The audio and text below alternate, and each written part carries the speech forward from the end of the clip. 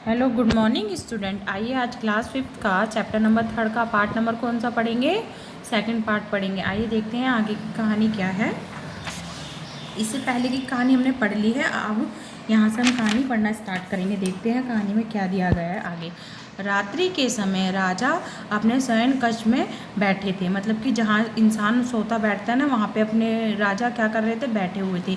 तभी स्वर्ण आभूषणों से लदी एक सुंदर स्त्री वहाँ आई। राजा ने उससे पूछा कि वह कौन है। तो राजा के सामने कौन आई थी? एक स्वर्ण आभूषणों से लदी हुई एक सुंदरी आई थी। राजा ने उनसे पूछा कि आप कौन हो। इस पर उस स्त्री ने कहा, राजन मैं राजलक्ष्मी हूँ।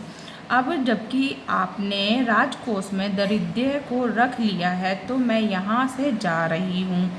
तो उन्होंने क्या कहा, जब आपने अपने राजकोष में दारिद्र्य मतलब कि निर्धनता को रख लिया है तो मैं यहाँ से जा रही हूँ।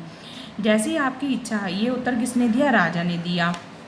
जैसी आपकी इच्छा, राजा ने उत्तर दिया। स्त्री चली गई।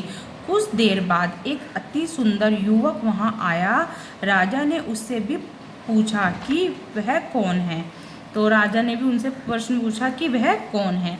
तो देखते हैं आगे क्या दे रखा है। तो बच्चों आज की कहानी इतनी ही। इससे आगे की कहानी हम आगे की पार्ट में पढ़ेंगे। इससे संबंधित प्रश्न मैं आपको देती हूँ जो आपको किस में करने हैं, बुक में करने हैं।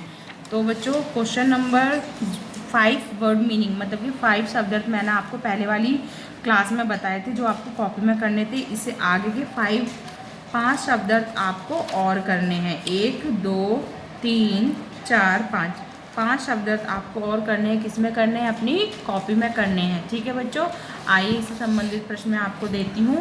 क्वेश्चन नंबर ग, ठीक है, और क्वेश्चन नंबर घ, और क्वेश्चन नंबर 2 में क्वेश्चन नंबर ग और घ, ये आपको करने हैं बुक में। जैसे जैसे आप प्रश्न पढ़ोगे उसका उत्तर आपको इसके सामने ही लिखना है। नीचे दिए गए फिल इन द ब्लैंक्स मतलब खाली स्थान में भी प्रश्न पढ़ोगे और प्रश्न में जो पूछा गया है वो शब्द वहाँ लिख कर इस प्रश्न को, वाक्य को पूरा करोगे। ये आपका कार्य है। आगे की क्लास में जब हम पढ़ेंगे आगे की कहानी तो इससे संबंधित प्रश्न और भी पढ़ेंगे और समझेंगे। ठीक है बच्चों, तो आज की कहानी इतनी ही। जो कहानी मैंने अभी तक आपको पढ़ाई है उसको अच्छे से और समझने के लिए आपको क्या करना पड़ेगा? आपको शुरू से लेकर जहाँ तक मैंने आपको कहानी पढ़ाई है वहाँ तक आपको अच्छे से पढ़नी पड़ेगी, तभी आपको अच्छे से समझ में आएगा। तो बच्चों आज की क्लास यहीं समाप्त होती है। आगे की कहानी हम नेक्स्ट क्लास में पढ़ेंगे।